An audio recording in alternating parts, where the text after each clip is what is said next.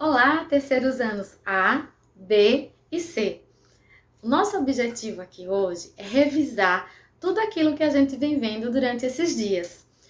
Antes de mais nada, eu quero dizer a você que está sendo um prazer trabalhar com você e para você. Continue assim, fazendo perguntas, trazendo exemplos, tá? Não tem problema. Participe da aula, fale, diga, traga ideias. Tá? Isso é muito importante para o seu momento do aprendizado, certo? Então vamos seguir aquela revisão para você no capricho, tá? Então, logo de início, né, nós trabalhamos com os conceitos básicos de oxidação e redução, né? Em nossas aulas, verificamos que oxidação e redução, tá, são exemplos de fenômenos químicos que não acontecem de maneira isolada. A oxidação ela nunca vai acontecer sozinha, assim como a redução nunca vai acontecer sozinha. Uma depende da outra, tá? Se existe a oxidação, também vai existir a redução. Uma não existe sem a outra. Nunca esqueça disso, ok? Bom, oxidação significa perder elétrons. Oxidar, perder elétrons, tá? Reduzir é o contrário. Reduzir significa ganhar elétrons, receber elétrons, tá?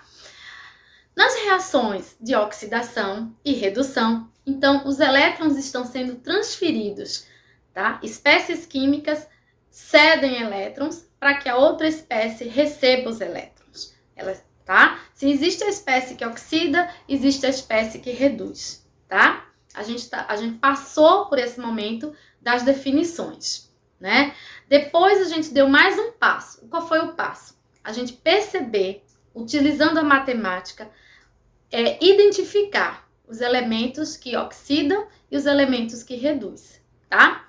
Então, fique ligado, fique ligada, porque a gente tem o número de oxidação, o NOx. O NOx, ele revela, ele está associado com a carga elétrica daquele elemento químico no processo de oxidação e redução. Então, o NOx, o número de oxidação, ele varia, mas ele varia num determinado intervalo. Ele vai variar de -7 até +7. Essa é uma dica muito importante para você. Por quê? Quando você estiver calculando o NOx e de repente encontrar lá NOx mais 20, tá errado.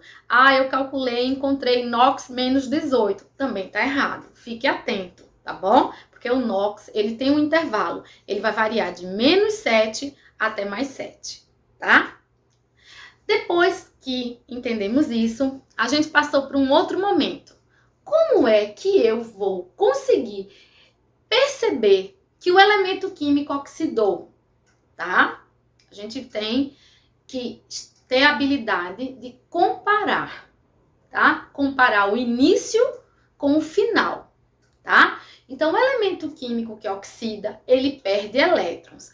Porém, quando eu vou observar, quando eu vou analisar a variação de NOx desse elemento, eu vou perceber o quê? Ele vai ter um início e o final, mas eu vou comparar. Preste atenção que você está sempre comparando. Para o elemento químico que oxida, tá? A variação de NOx, essa mudança, ela vai te mostrar a seguinte coisa. Ele vai começar com o NOx baixo e ele vai terminar com o NOx alto. Então, ele vai variar de maneira a aumentar o NOx. Se há essa variação de NOx e no sentido de aumentar, eu começo do menor e termino no maior, você tem um elemento químico que está sofrendo oxidação. Você tem um elemento químico que está perdendo elétrons, tá? Então, com muita calma, sempre você vai analisar essas situações.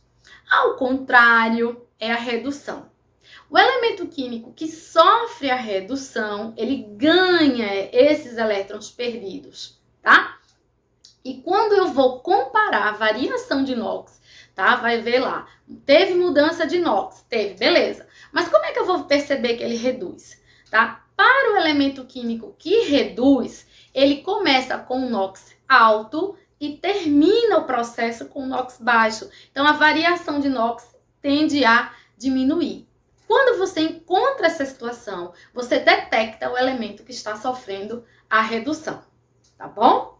Preste atenção nisso aí e vá praticando cada vez mais, tá? Bom, depois disso, a gente avançou um pouco mais e chegamos então a calcular o NOx, calcular o número de oxidação. Para calcular o NOx, você vai precisar de uma ferramenta muito importante, que são as regras de número de oxidação. Na verdade, essas regras estão dizendo para você e para mim, para todo mundo, que existem elementos químicos cujos NOx não variam, tá? E esses elementos químicos, eles estão elencados, um a um, tá? Naquilo que eu chamo de regras para cálculo de NOx. Então, estude, consulte sempre essas regras, tá? Não tem como você memorizar essas regras se você não consultar. Pratique também, é importante, tá? Então, depois que a gente conheceu as regras, tá? Nós fomos colocar a mão na massa, fomos ver os exercícios. Mas antes de ver os exercícios, eu mostrei 3 casos para você de como você vai usar essas regrinhas.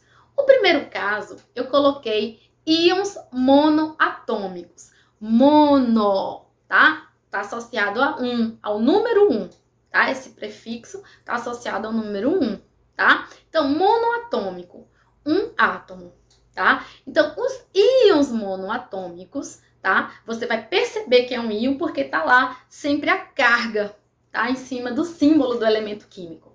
Então, neste caso, o NOx do elemento químico é a própria carga do íon. Não tem nem muito o que fazer, né?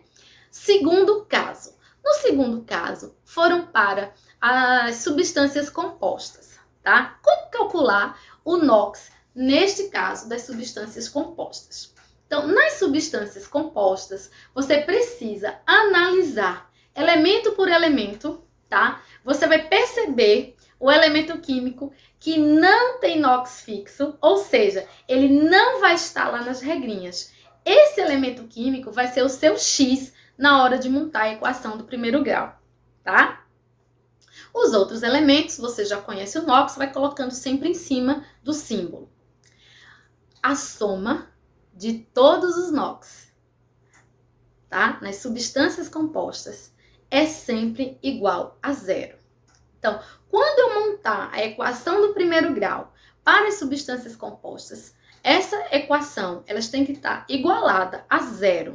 Lembrando, reforçando, esclarecendo, nas substâncias compostas, a soma de todos os NOx é igual a 0. Nunca esqueça disso, tá bom? Então, e o seu X, nessa equação, o seu X é o elemento químico cujo NOx não é fixo, não é tabelado, tá certo? Se ligue. Terceiro caso, íons poliatômicos. Os íons poliatômicos são aqueles íons formados por mais de um átomo, tá? Então, como é que eu vou calcular o NOx nesse caso, tá? De maneira semelhante, lá nas substâncias compostas, você vai analisar caso a caso, elemento por elemento, utilizando as regras, e vai perceber aquele elemento químico que o NOx não está tabelado, tá? Ele é o seu X.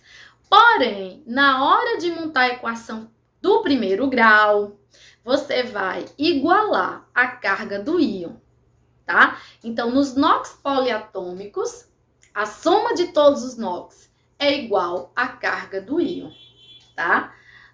Então, para que eu possa aprender, para que eu possa assimilar isso, só praticando, tá? Então, a partir dessa semana, a gente está finalizando a nossa primeira ficha de exercício, cálculo de NOx.